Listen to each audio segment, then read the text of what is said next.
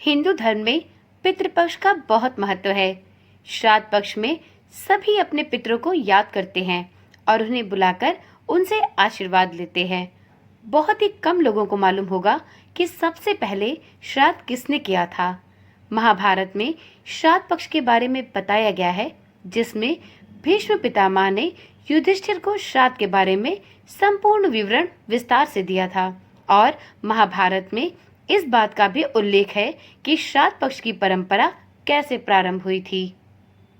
पितृपक्ष की कथा के अनुसार बहुत समय पहले की बात है कि किसी गांव में जोगे और भोगे नाम के दो भाई थे। दोनों भाई अलग अलग रहते थे। जोगे धनी था और भोगे बहुत गरीब था, परंतु दोनों भाइयों में बहुत प्रेम था।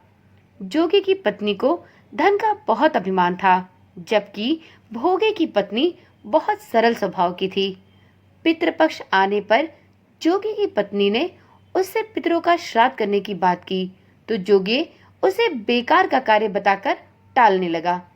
लेकिन उसकी पत्नी को यह पता था कि यदि वह श्राद्ध नहीं करेगी तो लोग तरह तरह की बातें बनाएंगे और उसे अपने मायके वालों को भी दावत देने का अच्छा अवसर लग रहा था, जिससे कि वह अपनी शान दिखा सके।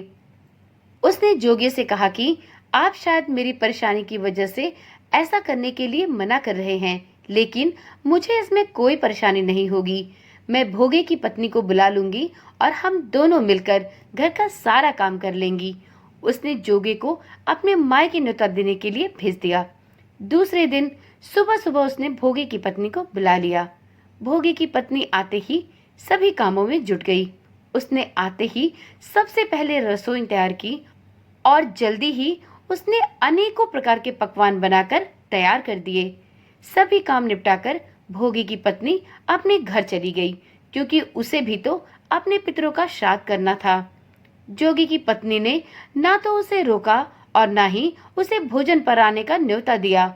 जल्द ही दोपहर हो गई और पितर देव धरती पर आ गए। जोगी भोगी के पितर पहले जोगे के यहाँ गए, तो वहां पर उन्होंने देखा कि जोगे के ससुराल वाले भोजन करने में जुटे हुए हैं।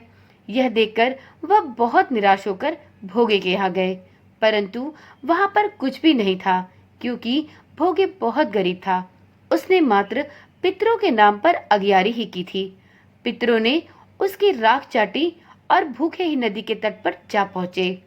थोड़ी देर में ही सारे पितर नदी के तट पर इकट्ठे हो गए और अपने यहाँ के श्राद्धों की प्रशंसा करने लगे। जोगे और भोगे के पितरों ने भी अपनी आप बीती सुनाई। फिर वे सोचने लगे कि अगर भोगे के पास धन होता तो शायद उन्हें यह इस तरह से भूखा न लौटना पड़ता। यही सोचकर वे सब नाचने और गाने लगे कि भोगे के घर धन धान हो जाए, भोगे के घर धन धान हो जाए। भोगे के घर में कुछ भी खाने को नहीं था। शाम होने लगी थी और भोगे के बच्चों को खाने को कुछ भी नहीं मिला था। बच्चों ने अपनी माँ से कहा कि माँ, हमें बहुत भूख लगी है। तो भोगे की पत्नी ने उन्हें बहलाने के लिए कहा कि जाओ, आंगन में हांडी उल्टी रखी है, उसे जाकर खोल लो और जो कुछ भी मिले उसे बांटकर खा लेना।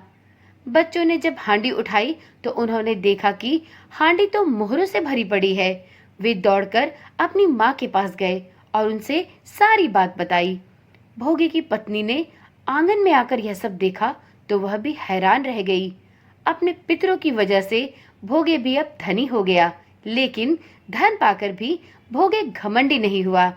दूसरे साल जब पितृपक्ष आया तो श्राद्ध के दिन भोगे की पत्नी ने 56 प्रकार के व्यंजन बनाए। ब्राह्मणों को बुलाकर पितरों का श्राद्ध किया और फिर ब्राह्मणों को भोजन कराकर दान दक्षिणा देकर प्रसन्नता पूर्वक विदा किया। जोगे और उसकी पत्नी को सोने चांदी के बर्तनों में भोजन कराया। इससे पितर बहुत प्रसन्न हुए और तृप्त होकर अपने स्थान पर लौट गए। इस प्रकार से यह कथा यहीं पर समाप्त होती है। मित्रों, पितृपक्ष में श्रद्धा पूर्वक अपने पितरों को प्रसन्न करना चाहिए। सनातन धर्म के अनुसार जो परिजन अपनी देह त्याग कर चले गए हैं, उनकी आत्मा को तृप्ति के लिए सच्ची श्रद्धा के साथ जो भी तर्पण किया जाता है उसे ही श्राद्ध कहते हैं।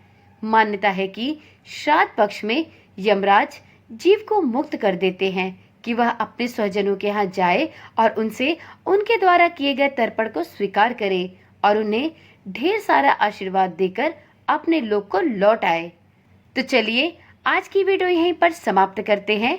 पितृपक्ष में कही और सुनी जाने वाली जोगी भोगी की यह पावन कथा यदि आपको पसंद आई हो तो इस वीडियो को एक लाइक अवश्य करें और साथ में इसी प्रकार की रोचक जानकारियां पाने के लिए चैनल को अभी ही सब्सक्राइब करें।